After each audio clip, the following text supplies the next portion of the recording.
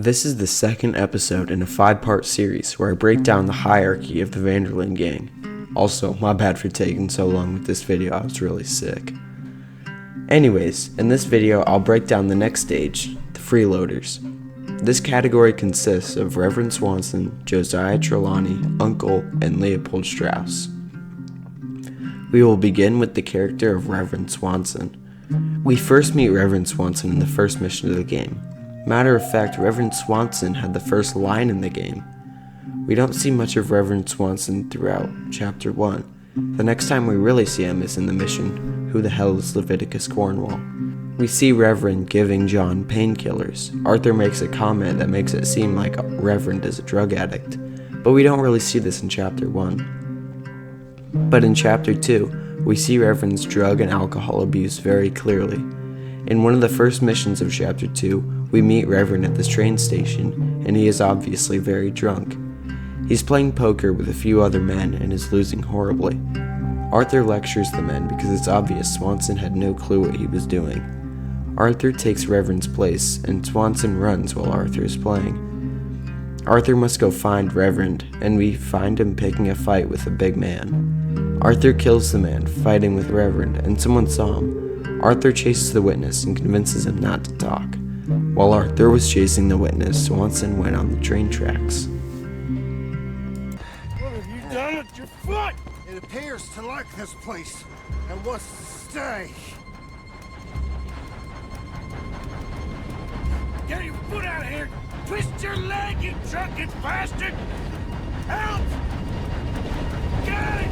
Come on!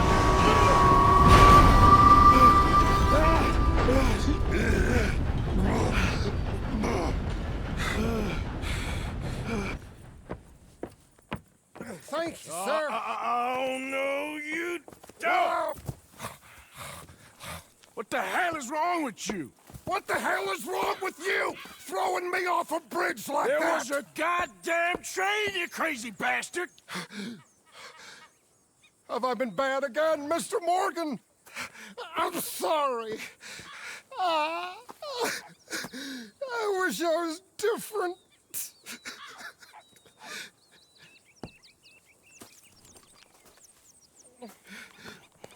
Let's get you home. Home. Yeah, that's a wonderful idea.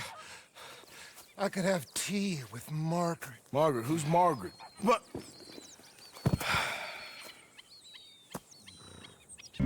Through this almost frustrating mission with this drunkard, we see that Swanson is a miserable fool who I almost feel bad for.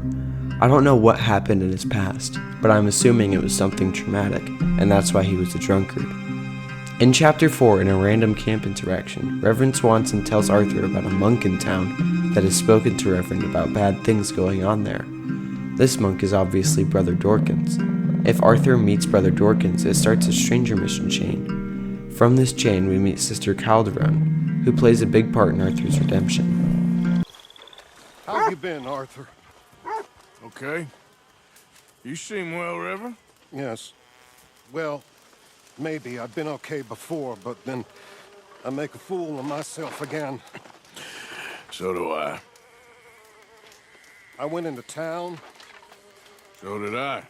If I was still a religious man, I'd say there are too many Catholics there, but I've given up on all that. Me too, Reverend. I met a monk there. Kindly fellow. Took me back to my days in college. Is there any purpose to this conversation, Reverend?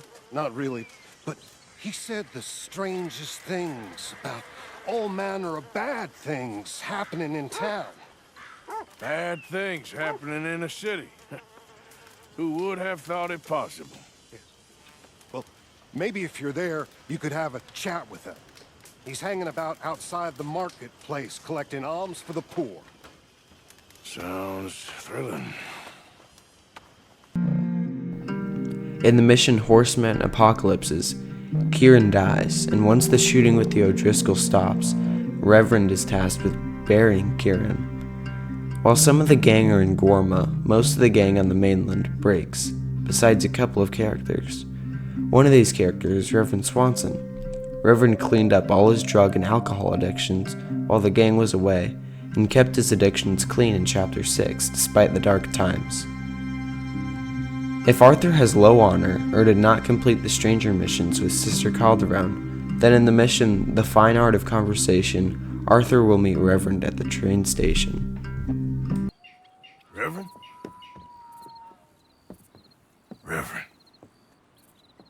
What are you doing here? I'm leaving. Running away? Yeah, I suppose so. I'm running away. I tried to make Dutch see sense, but he's very strange recently. And the women? Little Jack? You're leaving them? I told them to run too. I asked them to come with me, and they wouldn't. I've changed. I'm a changed man, Arthur. I won't die over some nonsense spouted by a fool. I ain't changed. I'm still a bad man. Maybe your path isn't changing, Arthur. My path is coming to an end, Reverend. I know, son. I know. And I know that you will face your destiny like a man, like a warrior. Because that's what you are. That's all I am. A fighter, a killer, and a crazy man. So be it. You lived your way, you'll die your way. But in the time that you have left, don't compromise. And you'll do everything that you have to do just fine. We'll see. I don't have to see. I know you. Fight and keep fighting. Okay. Good luck out there. Be true to yourself, Mr. Morgan, and leave the lies and the hypocrisy to fools like me.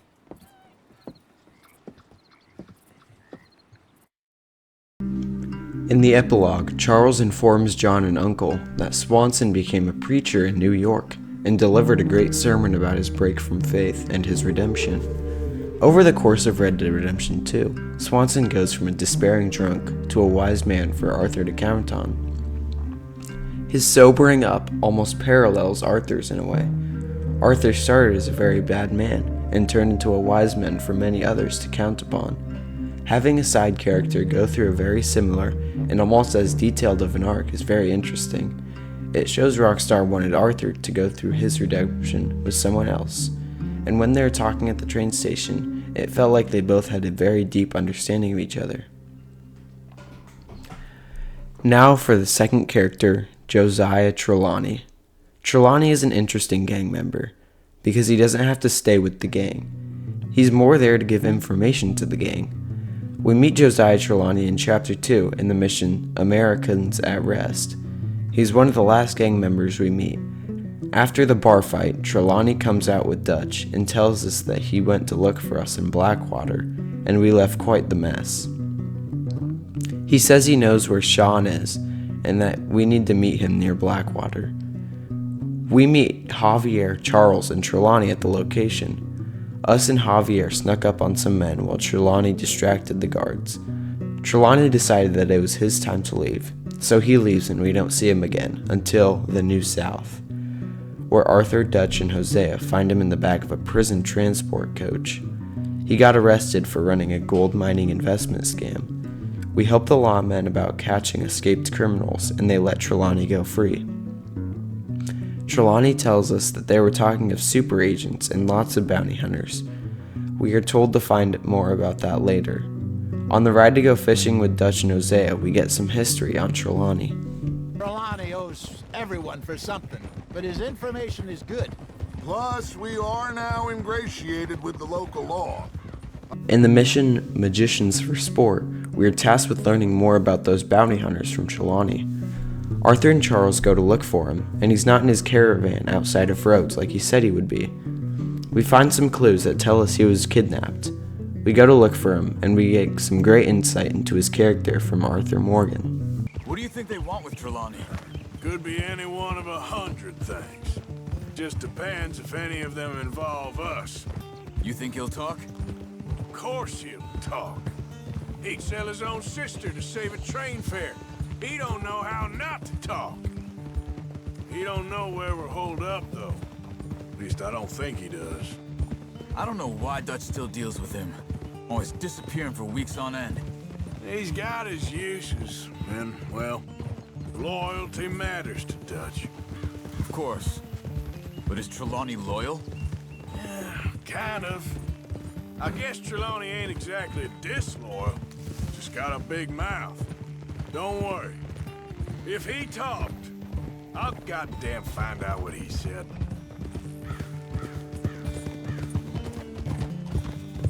Nothing's ever straightforward where Trelawney's involved. Learn that much. I mean, how much time have we wasted getting this fool out of trouble? He somehow manages to be both lucky and unlucky at the same time. That's one way of looking at it. But he always finds some way to pay us back. Just when we think about cutting him loose, he brings us something big. I guess that's his special talent, keeping fish on the line. We find him getting attacked by bounty hunters, and we take care of him. He says he didn't tell them much, but how true that is, I don't know. Trelawny decides that after this mission, he's going to stay at camp instead of wandering. The next time we see him is in the mission, Friends in Very Low Places. Trelawny introduces us to a station clerk who sells the locations of valuable stagecoaches. Trelawny and Arthur rob one without guns, but with Trelawney's charm. This allows us to start paying that man for robbable stagecoaches. We next see Trelawny in the mission, A Fine Night of Debauchery. We plan to rob a riverboat casino. He helps us fit in with the rich, and we pull off a successful heist. After the money is distributed, Trelawny disappears once more, and we can't find him again until Chapter 6. Unless, during the main story at one specific home in Saint Denis, we can find Trelawny talking with his family. That was absolutely delicious, my dear. Thank you. Well, I think a toast is in order, don't you? Here, let's fill that water glass, Tarkin. It's unlucky to cheers on an empty glass. Okay. To the Trelawnys. It's good to be home. Hello? Trelawny? Arthur? What on earth are you doing here? I can't speak now. Sorry. Can we catch up in the office on Monday? Let's adjourn to the parlor, my dear. Not a moment's peace. He never tells anyone in the gang about his secret family, but you can find them as Arthur. In the mission, The Fine Art of Conversation, Josiah Trelawny is disappearing, this time for the final time. Arthur and Trelawny get to say their goodbyes. I was, Leaving again? yes, just leaving. I'll see you soon. Perhaps. What do you mean? Well, if I was you, I'd disappear too. This is all pretty much over. I'll be back. No, you won't. Let's not pretend no more. Get out of here. I'll miss you, Arthur. You've been a fine friend to me. No, let's not get over sentimental. Well, the place is quiet. Get out of here. You go with my blessing. Thank you, Arthur.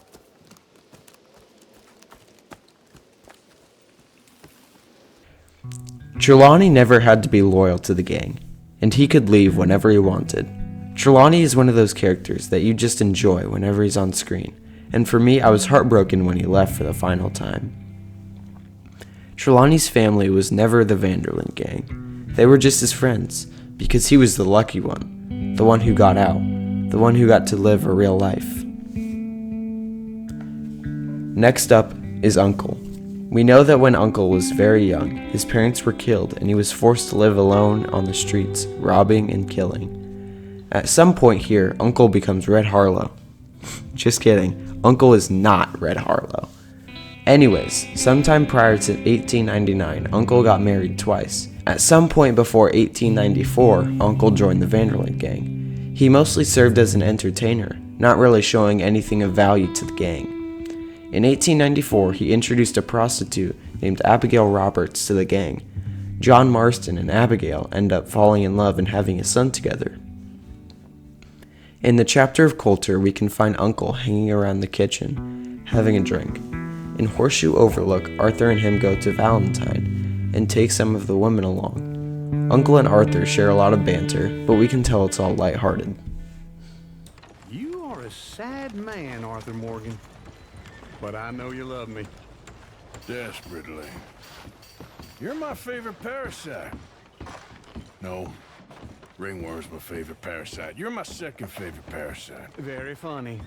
I lied. Ringworm, then rats with the plague, then you. Shut up. This is the place now. Come on.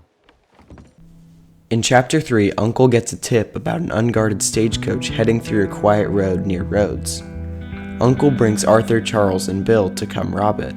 When they begin robbing it, they realize that it's a Cornwall stagecoach. The gang already has many problems with Cornwall, so this robbery was already a huge mistake. A large amount of Cornwall's men also come, as the gang is robbing it, so they must run out of there. They hide in a barn outside of Compson's stead. Once they finally lose Cornwall's men, Uncle says he is retiring from robbing. In Chapter 6, Uncle brings back a drunken Molly O'Shea, claiming he found her in Saint Denis.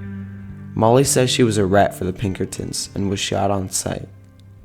Uncle fled the gang right before the mission Our Best Selves takes place. What you talking about? Pearson left. Old Uncle. The traitors. Both gone at dawn. They said to young Tilly they were running to save themselves. I think Mary Beth left as well. So it goes. They are goddamn cowards, Arthur. Cowards. Of all the time we spent to run off, Well, I guess they don't want to die, Dutch. ain't nobody gonna... This is a...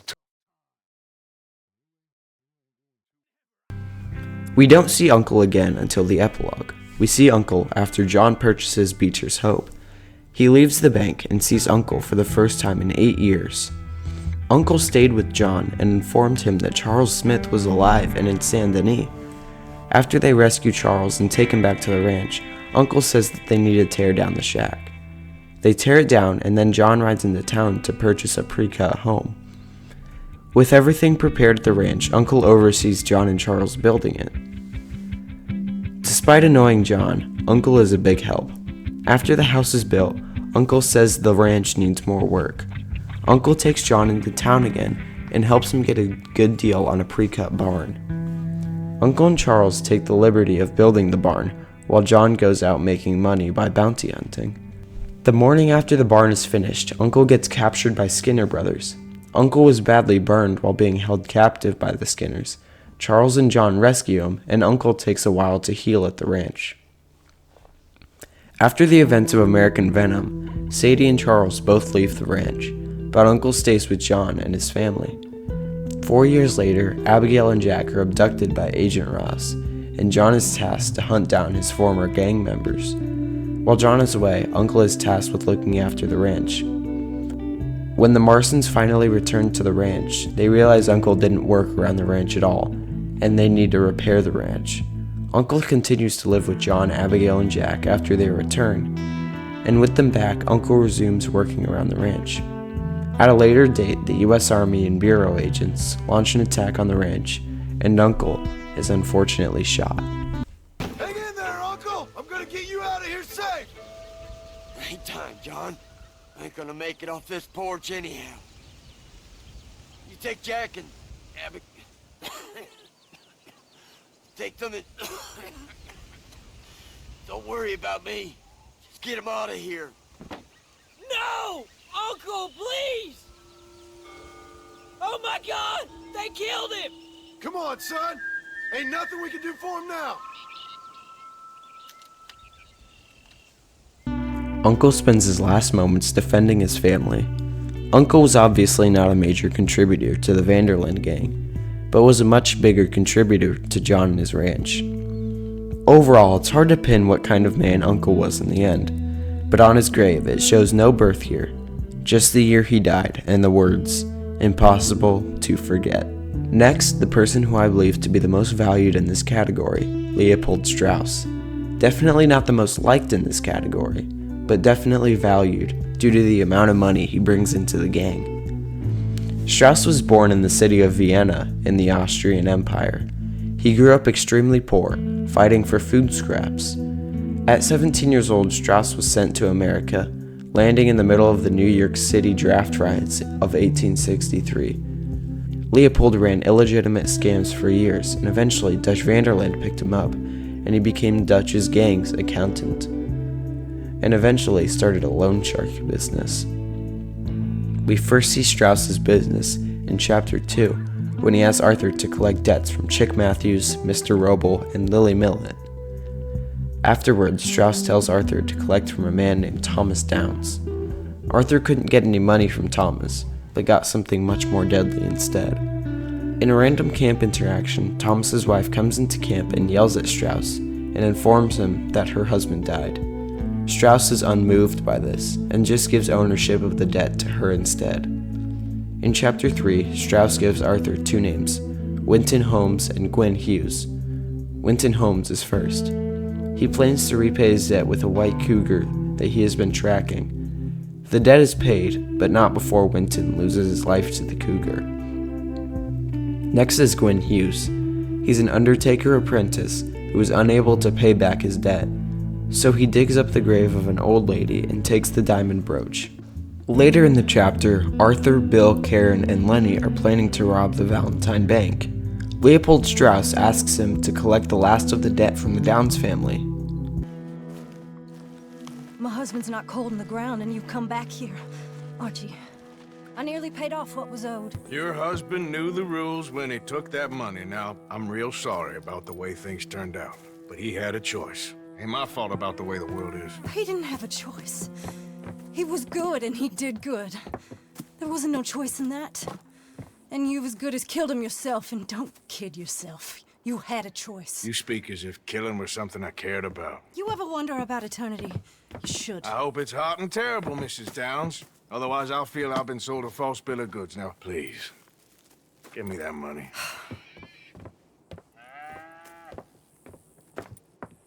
Either you got a lazy eye or lack of respect. Which is it, boy? I ain't got no lazy eye. No respect for the likes of you. Well, maybe when your mother's finished mourning your father, I'll keep her in black, on your behalf. You think on that, boy? Well, maybe you shall, sir. And maybe other events will transpire. You best stick to them books, because mark my words on this. Vengeance is an idiot's game. Ah, Mrs. Downs, thank you for your punctuality. It's next to godliness, isn't it? That's cleanliness. I'll have to take your word on that. Good day. Strauss asks Arthur to collect money from a fisherman named Algie Davison. Algie invites Arthur in for a drink. When Arthur has his back turned to him, Algie attacks him and attempts to kill him. Arthur overtakes him and knocks him out cold. Arthur gets the money from Algie's son, Nate.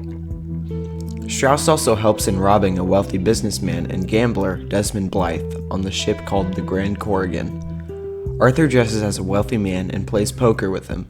Strauss sits behind Desmond and tells Arthur how he should bet.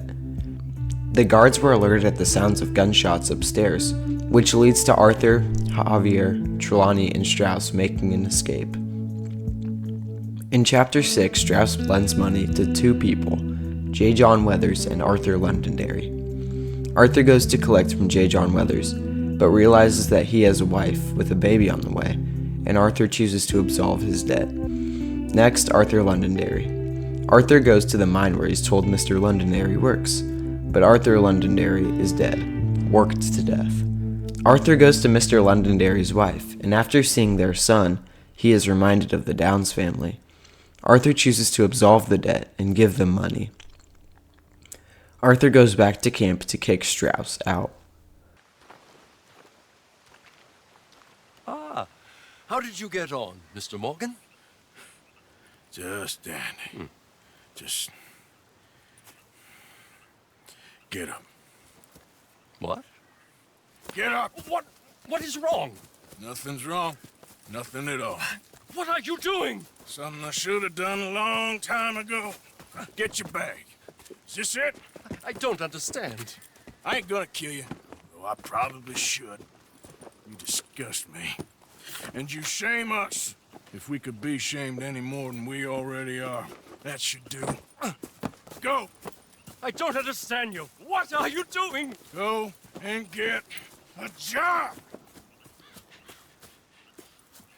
You know, they say the sick delude themselves. I was your friend. You and me, we ain't decent. But those folk, they was. Now here, take that. Take that and get lost. I'm leaving.